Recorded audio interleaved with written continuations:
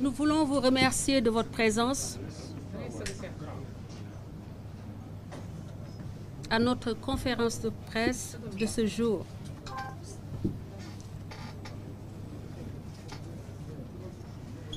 Comme vous avez pu le constater, nous avons déployé des efforts énormissimes à la suite des événements tragiques du mois de mars dernier. Nous nous sommes engagés à défendre les droits des femmes sénégalaises, bien souvent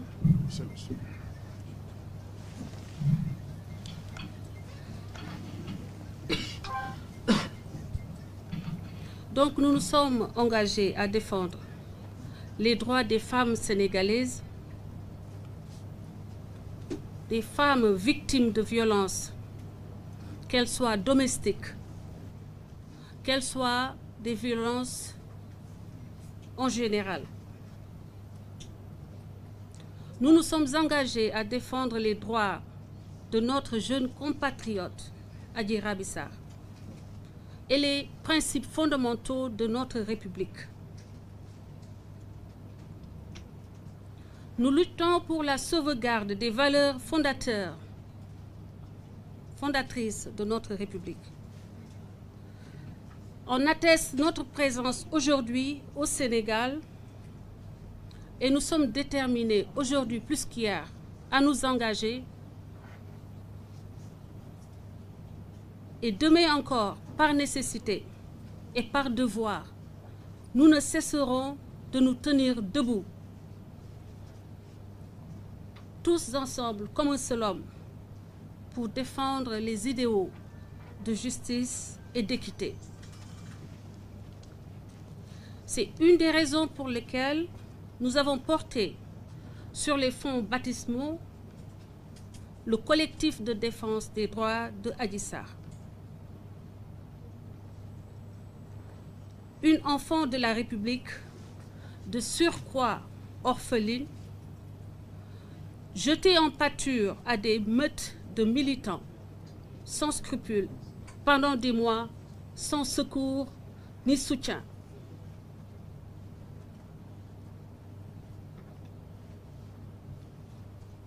Avec la complicité, hélas,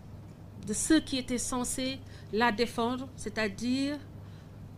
les organismes dédiés à la défense des droits des femmes, qui, par leur silence, ont implicitement permis à des militants et à des journalistes, à la solde d'un homme politique, de s'acharner sur une jeune fille de 20 ans, de la diffamer, de la conspuer, de la salir, de marcher sur sa dignité des mois durant.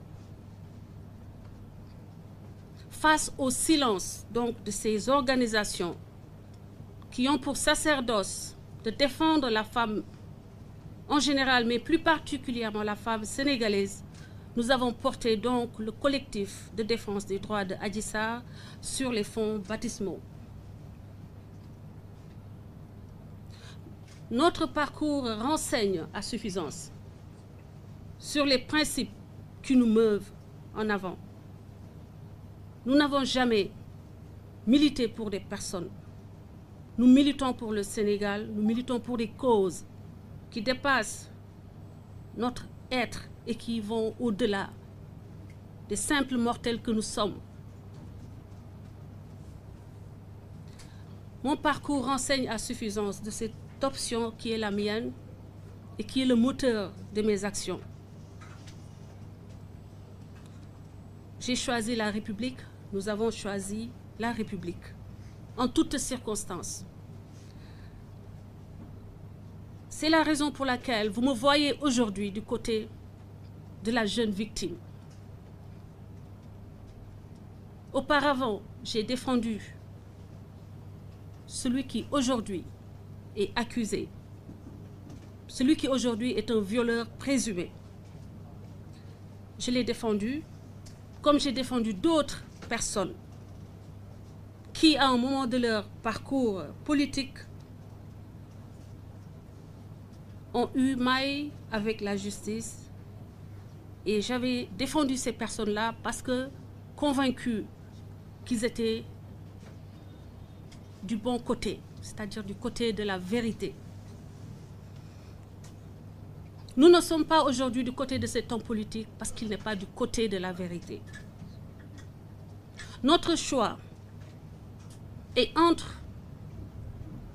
la culture du culte de la personnalité ou le choix de la République impersonnelle, au-dessus de toutes les personnes qui y vivent, au-dessus de tous les citoyens. La République, ces lois qui doivent être au-dessus de nous tous, et aucun individu ne peut justifier de se mettre au-dessus de ces lois parce qu'il bénéficie d'une certaine notoriété, ou parce qu'il est puissant, ou parce qu'il maîtrise l'art de la communication et l'art du harcèlement, l'art de la diffamation, l'art de la manipulation de l'information, l'art de la diffusion de contre-vérités. Et encore plus quand en face, il y a une jeune fille vulnérable, orpheline, issue des couches vulnérables, les plus vulnérables du Sénégal, incapable de se défendre, sans moyen de payer des communicants. Donc l'acte devient encore plus méprisable et encore plus indigne d'une personne qui aspire à mener à nos destinées. Parce que quand on mène aux destinées d'un peuple, on doit avoir en première ligne les plus vulnérables, ceux qui ont plus besoin d'attention, ceux qui ont plus besoin d'humanité.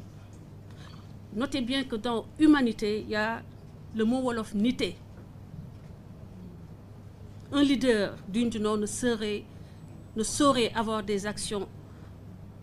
qui sortiraient du cadre de l'humanisme, de l'humanité.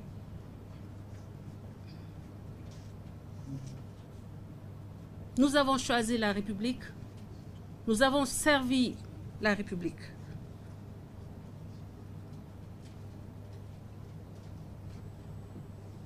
Nous nous érigeons aujourd'hui en bouclier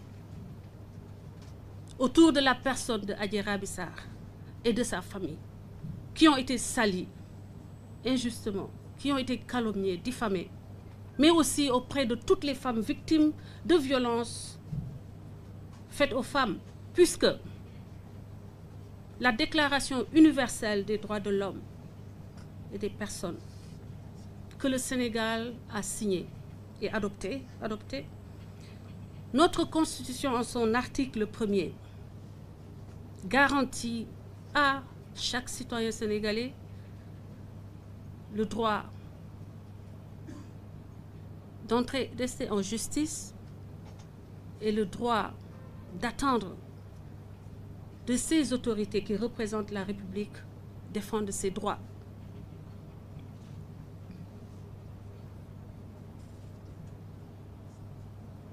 Nous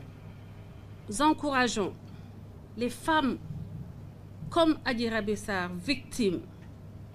silencieuses, des années durant, des semaines durant, des mois durant, à sortir, à briser ce silence. Sortez, dénoncez. Libérez la parole. Votre pays est là pour vous défendre.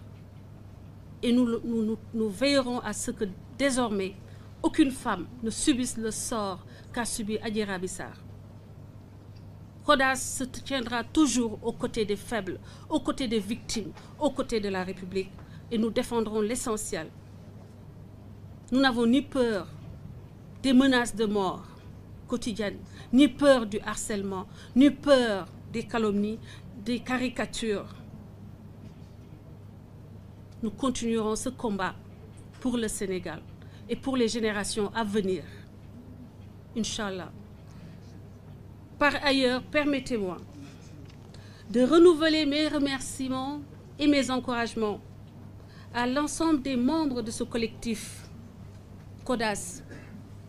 Je ne saurais les citer tous. Mes remerciements vont à Ousseynou, Basla Dior, M. Cham,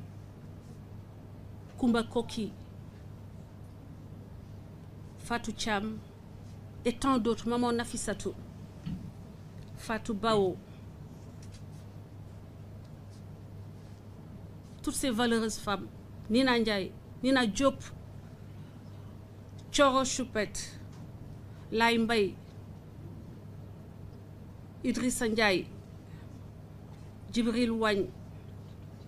Touti Ndiaye, Adji War, ces fourmis besogneuses, infatigables, qui se battent pour le Sénégal et qui n'attendent rien en retour et qui se battent parfois au péril de leur vie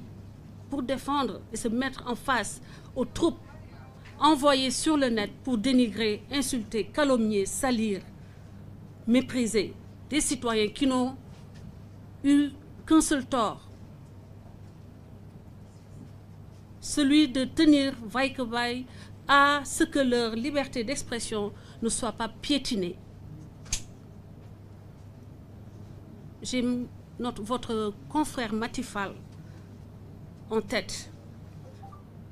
qui depuis des mois subit le martyre de l'insulte, de la menace, du harcèlement, nos respects et nos encouragements à tous les journalistes qui résistent avec nous face à ces dictateurs issus de l'opposition, ces dictateurs de nouveau genre, des dictateurs qui n'ont ni fusil, ni sabre, mais ils ont la parole hideuse, salissante, ordurière envers leurs concitoyens parce qu'ils ne sont pas du même bord. Et ceci doit être une bataille de tout Sénégalais, de tout journaliste, de tout témoin de notre temps. La dignité des femmes doit être restaurée. Les femmes doivent pouvoir dire leur opinion sans être traitées de péripaticiennes systématiquement. Les hommes doivent pouvoir dire leur opinion à certains hommes politiques sans être traités systématiquement de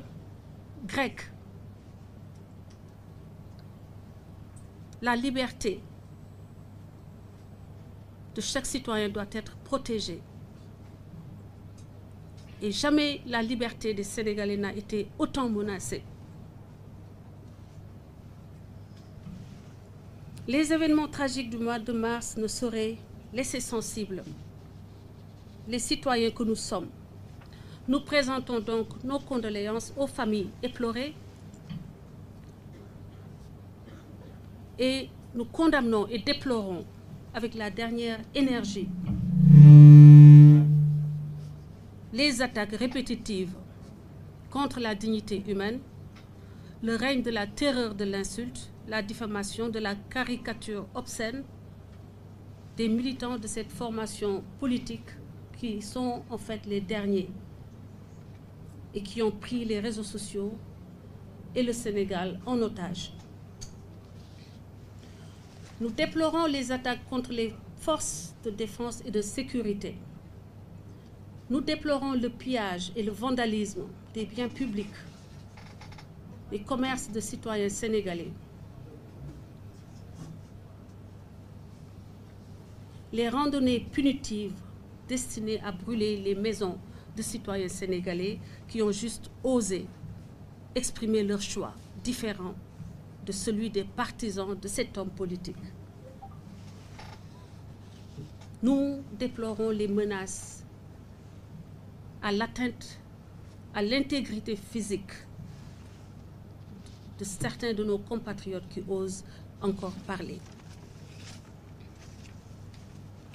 Nous tenons à louer le sens de la responsabilité des forces de l'ordre des forces de défense et de sécurité, nous saluons leur professionnalisme, leur maîtrise et leur sens élevé du devoir, qui a permis d'éviter que notre pays sombre dans le chaos. Nous sommes pour le droit constitutionnel de manifester, mais nous ne cautionnerons jamais l'anarchie et les appels au meurtre. Chers compatriotes, notre pays est à un tournant décisif, un tournant important de l'histoire de notre jeune nation. L'instabilité qui gangrène la vie politique, économique et sociale des pays voisins nous oblige à vous appeler, à vous mettre debout avec nous pour lutter pour la préservation de la paix, de la justice, mais également la préservation du legs séculaire de nos valeureux ancêtres. Les insultes à nos guides religieux sont une menace à la préservation de ces valeurs-là. En attendant, nous sommes totalement dédiés à veiller au respect des droits de notre jeune compatriote Adji Sarr,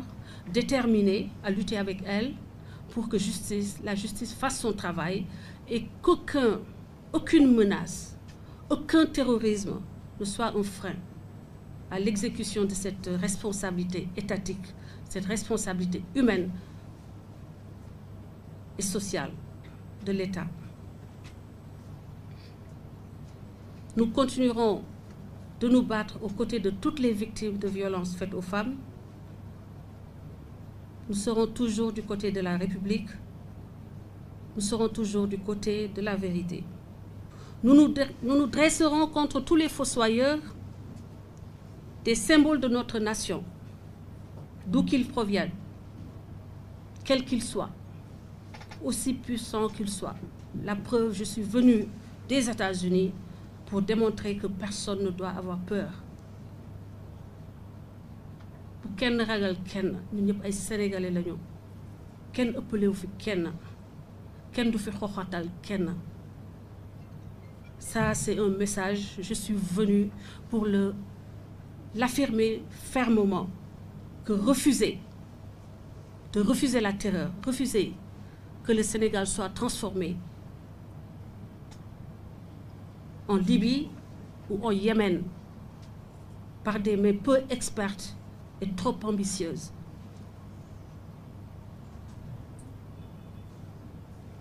Nous garderons toujours et nous vous demandons, vous aussi, à adopter, si vous ne l'avez pas déjà fait, cette attitude d'être à cheval sur les principes républicains, de défendre l'essentiel et ne ménager aucun effort pour les atteindre. Que Dieu bénisse le Sénégal. Vive la République. Chers compatriotes, mesdames et messieurs, nous vous remercions de votre attention et nous tenons à votre disposition pour de plus amples explications. Merci.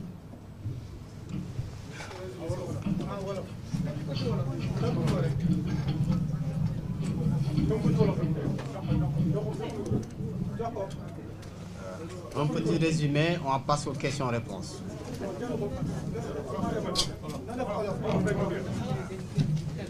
Kon lépp leer na.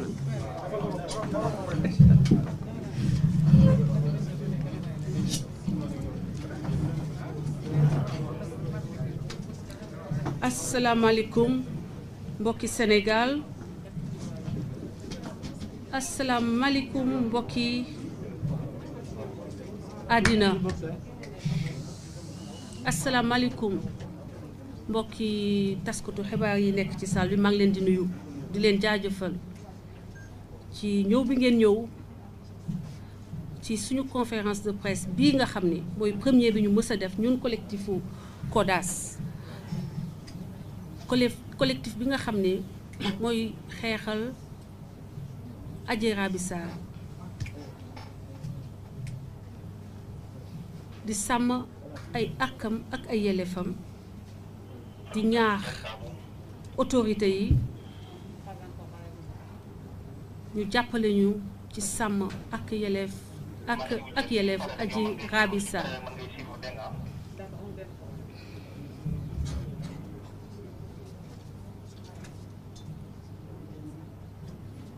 jamono yu ñu weesu gis nañu ni am na ay événements yu fi am yu métti bu jéggi dayoo ba ay bakkan rot.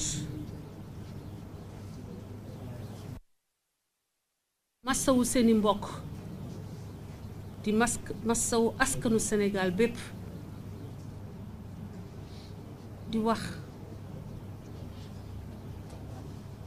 ni lii fi amoon ñu ngi ñaan yàlla mu bañ fi amati. boo leen seetloo man sama taxawaay ci mbiru politique daanaka ànduma ak kenn ku nekk ci dëgg ma ànd ak yow. li gën ci Sénégal rek lay xeex. fu ma gis ni lii taxaw du intérêt Sénégal damay taxaw jàkkaarloog moom. ku taxaw menacer intérêt Sénégal ma taxaw jàkkaarloog yow. ñu toll ci jamono yoo xam ne liy menacer intérêt Sénégal jógewul ci pouvoir. D'habitude liy menacer liberté d'expression ci pouvoir la doon jóge. jamono soppeeku ba liy menacer liberté d'expression ak liberté sénégalais yi mu ngi jóge ci biir opposition.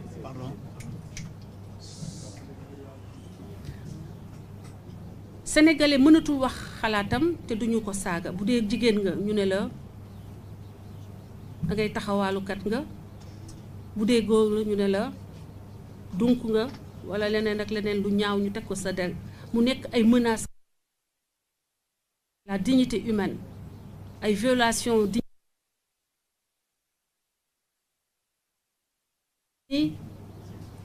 rek virtuel bi dafa permettre benn dictature bi nga xam ni moo waral lii amoon fii Sénégal jamono yi ñu weesu. ñun ñiy défendre Adji Raby Sarr défendre ñu ko ndax am ku ñu bañ walla ku ñu contre. yàgg nañu défendre ñoo xam ne dañoo laal seeni ak seeni yelleef. défendre nañu homme politique bu fi mës a am problème taxaw nañ sa wet défendre la.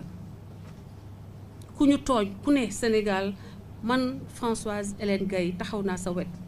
xeexal la te duma la xam. na ma taxawee démb doon xeexal Ousmane Sonko jàppoon ni ko daf koo tooñ noonu laa taxawee tey jàkkaarloog moom ndax moom moo tooñ askanu Sénégal.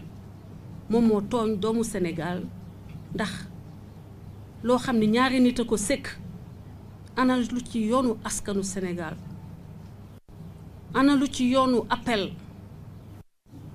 à mortal combat, ana lu ci yoonu deuxième vague nit ñi di jooy seeni néew noppeeguñu ngay woote deuxième vague. ñuy wax ni mu taxawee jàkkaarloog république moo tax ñu taxaw ndax ñun Sénégal kese moo ñu ñëw Sénégal kese ñu xeex.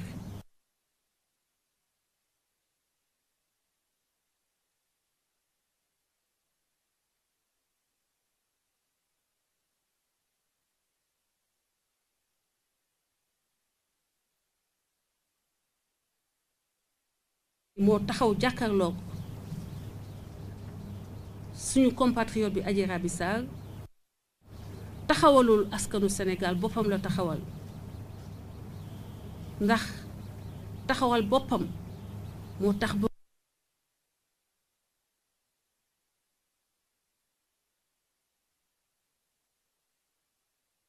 moom bokkul ak li Sénégal yittewoo ci jamono ñu toll nii ndax Sénégal jàmm lañu soxla ndax gis nañu dëkk réew yi nekk suñu wet la fa am. donc point sensible yooyu noonu mu laal mën na yàq lu bari Sénégal ndax suñuy frontière xam nañu nu ñu mel.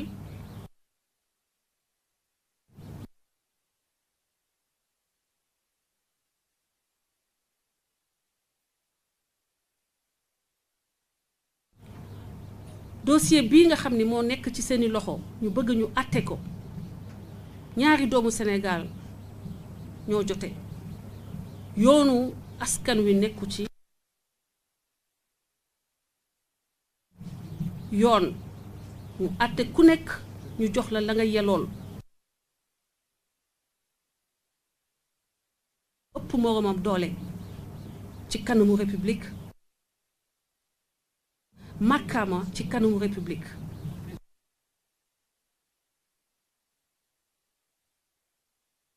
ñoom ñëpp a yeman képp devant la loi donc ñu ngi ñaax amoon di leen ñaax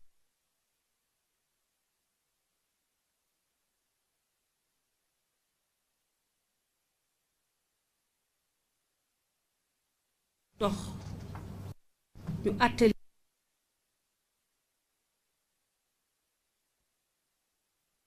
gën ci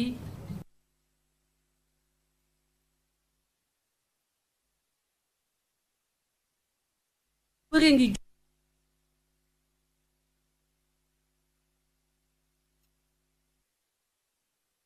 mi lii mu dékku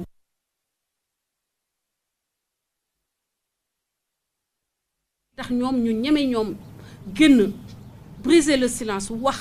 li ñu leen def porter plainte Adji Sarr a été héroïque li mu def c'est héroïque Adji Sarr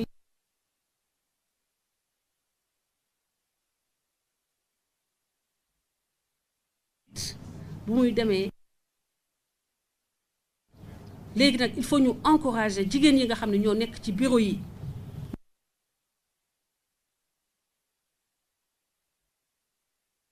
ci kër yi ñu leen di siif ay at yenn saa yi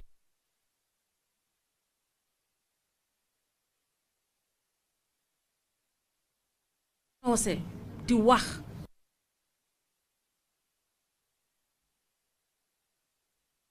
ba que mu bañati am impunité ko surtout nga sif ko nag ci ay anam yoo xam ni daanaka suñuy diine dañu koy tere suñuy diine dañuy tere yenn anam yoo xam ni xale bi nee na noonu la homme politique boobu yeggee ci moom bàyyi nañu loolu jàll mooy ni légaliser nañu siif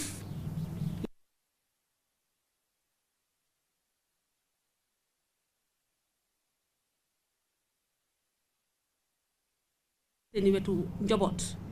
parce que citoyens yëpp yem devant la loi et il ne saurait être toléré mu am ay exception parce que bii doomu Sénégal dafa am ñu bari ñu ko bëgg wala ñu ko topp wala fexe na ba jël réseaux sociaux yi en otage benn jamono parce que loolu changé na ba tax ba mooy xoxatal nit ñi di leen imposer que ni Adji Raby Sarr maanaam ñu bañ a àtte dossier mbokk yi donc xeexu CODAS au-delà de Adji Raby Sarr c'est pour toutes les femmes sénégalaises contre l'impunité contre le refus de justice surtout bi nga xam ne constaté nañ ko te ñi néew doole souvent ñoo ci nekk ñoo ci am ay problèmes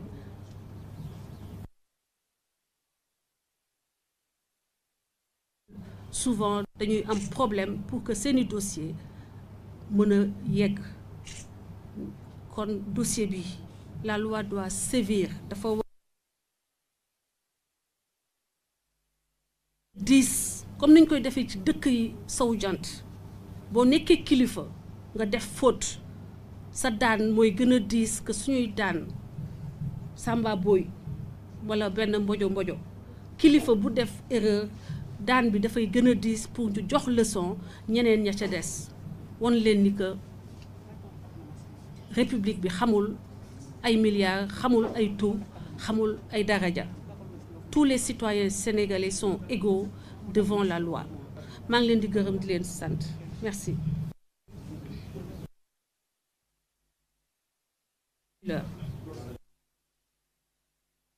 Françoise Hélène Gueye, on vous a connu à travers vous êtes connu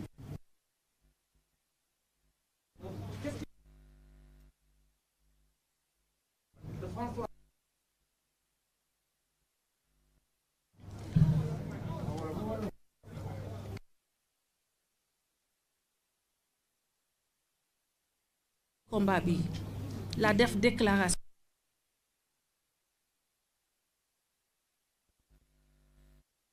bokkutuma ci benn mouvement politique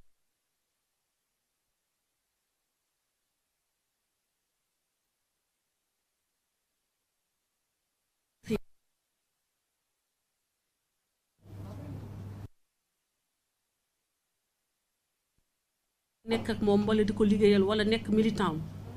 dama jàppoon ni dañ ko tooñ ma xeexle ko jamono yooyu na ma ko xeexalee démb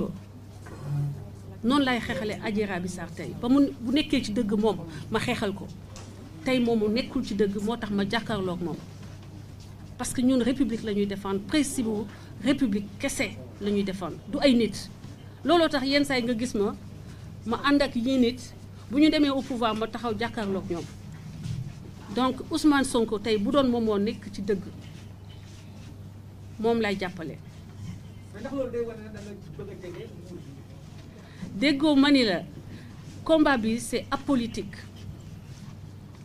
maa ngi woon bokk parce que ki may jàppale mu ngi ci nguur gi man maa wàccee lépp ne bàyyi naa àndatuma ak ñoom. Le temps ma focus ma concentré sama bopp ci xeex bii nga xam ni bëgguma waxkat yi méngale ko ak xeex boo xam ni état moo ko ngemb wala état moo ñu jox moyen wala état moo ñu xiir pour ñu jóg di ko xeex lii c'est une initiative citoyenne patriote indépendante amul benn relation ak état wala ak autorité yi.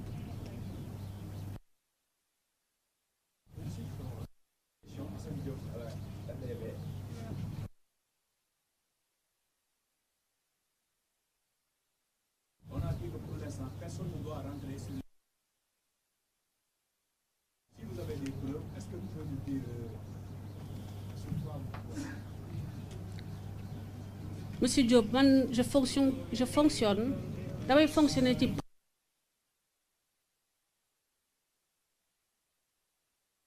xaw ma woon ndax dëgg la am déet te moom ba tey sax demul justice te mënoon na porter plainte ba muy accuser état dama jàppoon ni moom moo nekk ci dëgg te aw ma woon preuve kenn laajuma woon ndax am nga preuve ni Ousmane Sonko lii muy wax dëgg la comprendre nga tey jii bonne foi boobu ma joxoon Ousmane Sonko moom laa jox Adji Raby Sarr jusqu'à preuve du contraire te damaa ne présumé violeur présumé laa wax ci sama discours parce que tant que justice parewul àtte ko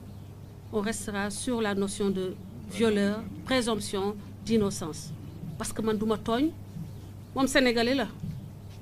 donc damay préserver moom itam ay àkkam ak ay yelleefam mais man ki nga xam ni laa yaakaar ni moo nekk ci dëgg moom la ñu tooñ moom la ñu jaay doole man ci wetam lay taxaw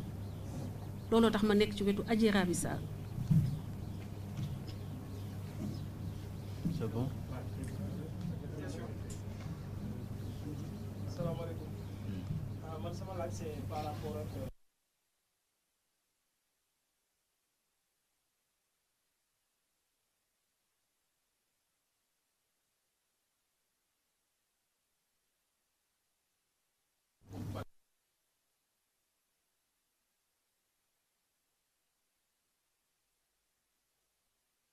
may wax rek question wu xaalis boobu dafay firndeel injustice bi nga xam ni maanaam homme politique boobu ay militants am déjà instauré nañ ko ci Sénégal ñoom waa ñooñu ànd ak moom ñoom de am nañu droit di dajale ay centaines de millions di ko jox gis nañ fi ay 125 millions dëggalam déet yàggul gis nañ ci kenn ku bokk ci ñoom ñu jëndal ko fi oto bu bakkane sax ba yéen ñëpp oto boobu bëggoon ngeen ñu cotiser leen ko ñu jox ko oto kenn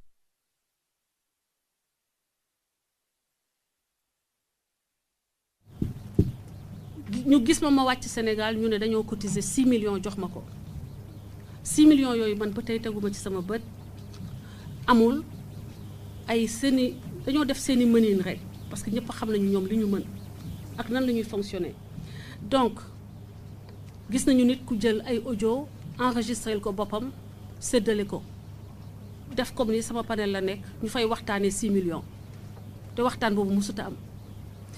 beneen bi mooy moyens yi CODAS di doxee bañ nañ ko ba laajuñu cotisation parce que dañoo bañ principe bu équité toujours la ñuy préserver ak dignité humaine bëgguñu wax diw joxe ku ci nekk na joxe par exemple 1000 francs wala 5000 francs dañoo ne lu waay mën te nga attan ko te nga mu jagal la ko xeex bi jagal la ko parce que xeex bi du xeexu Françoise du xeexu CODAS kese xeexu Sénégal la Sénégal dafa toll ci jamono yoo xam ne chaque citoyen dafa war a taxaw défendre la République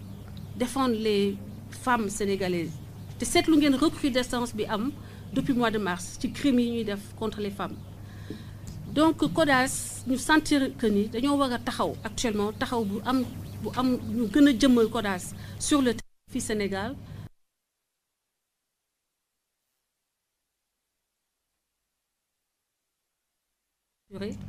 Sinon sama xarit ak samay suñuy militant yu nekk bitim réew la ñu am de jegewul sax 6 millions waaye nag on s'organise très bien yàlla def na réseaux sociaux yi permettre na ma am ay connexion yu bëri ay am di jàmm ak ay soppe yoo xam ne fu ñu dem ñu faciliter ñu donc suñu li ñu soxla ñu jàppale ñu ci bu baax a baax a baax waaye lu jege sax 4 millions sax jotuñu ko amuñu ko donc billet bi maa ko jëndal sama bopp daal di ñëw def naa ñi àndoon ak man keroog gis nañu maa jël samay ressources di ci débrouiller parce que damaa jàpp ni comme ni ko Kennedy waxee woon ba au contraire balaa au lieu que ngay xool lan la sa réew mën a def pour yow da ngay xool yow lan nga mën a defal sa réew ba pare te ñun loolu moo ñu poussé en avant looloo tax taxawuñu di xaar autorités yi doxal li ñu war a doxal ci réseaux sociaux yi parce que demoon nañu ba xoxatal sénégalais yi ñemeetuñu woon wax ba ma defee appel CODAS juddu ci la sénégalais yi tekkeeku yeeweeku xam ni am nañu droit léegi war nañu mën a wax parce que jox naa leen courage may naa leen fit ba tax ba tey ñu dekk plus de 500 personnes dans le virtuel ëpp na ko ak la masse silencieuse ñëw di ñu jàppale ba nga xam ne ci réseaux sociaux yi léegi fu ñu attaqué l'essentiel c'est-à-dire la République wala Adji Raby Sarr wala ay jigéen ci yenn anam yu ñaaw yi ñun ñu ñëw xeexal leen te loolu defe naa ni appareil politique yi ñoo ko am Adji Raby Sarr bu doon moom kese du mën a défendre boppam te gis ngeen différence bi am ci photo yi ngeen gisoon moom ba muy def ko conférence de presse am gisoon ngeen ko gis ngeen photo yi ngeen gis temps yi dans la presse donc gis ngeen changement bi pour vous dire que nit mooy garabu nit ñun lépp lu ñuy dox c'est pour le bien-être des Sénégalais et le mieux-être de la population loolu rek tax ñuy dox. wax nga ko sànq nee nga kaaraange bi ñun lay tëgg ci réseaux sociaux yi état du Sénégal bi nga ñëwee moom moo yor sa kaaraange wala yaa ngi toppatoo sa kaaraange. waaw sama kaaraange nag wax dëgg yàlla du état du Sénégal moo ma koy gérer donc CODAS man ak sama ñi ma àndal ñoo koy gérer sécurité bi CODAS loolu bokk na ci moyens yi pour que ma mën a ñëw def mission bi au nom du CODAS pour la nation sénégalaise pour la République pour Adji Raby Sarr te ñu mu mën a nekk ci anam yi gën a safe maanaam mu bañ a am benn luy yàqu wala kenn kuy gaañu parce que contexte bi dafa dem ba Sénégalais sax ci boppam dañuy ragal a wax seen opinion ndax bañ ñu menacer leen de mort bañ ñu attaquer leen wala bañ ñu ñëw taal seen kër man menacé nañ ma ba tàyyi donc c'est normal que bu may ñëw waa CODAS mettre sécurité bi au maximum mu nekk une des priorités yi nga xam ne moom la ñu njëkk a assurer avant que may déplacer wu mais du état moo ñu ko jox ñun c'est avec nos propres moyens.